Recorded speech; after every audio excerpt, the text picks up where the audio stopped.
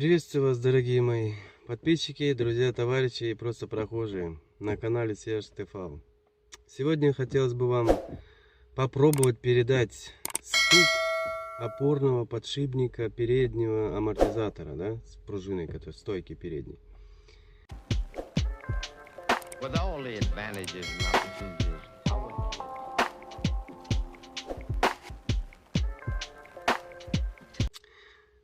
И я попробую вам сейчас этот стук записать. Ощущение такое, что посередине, ближе к динамику пассажирской двери, так как у меня правый, да, тарахтит, левый еще нет, а правый тарахтит.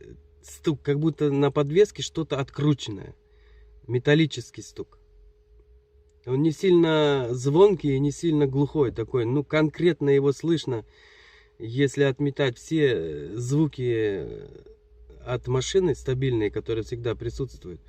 И вот этот вот посторонний звук, стук, слышится где-то в районе динамика передней двери.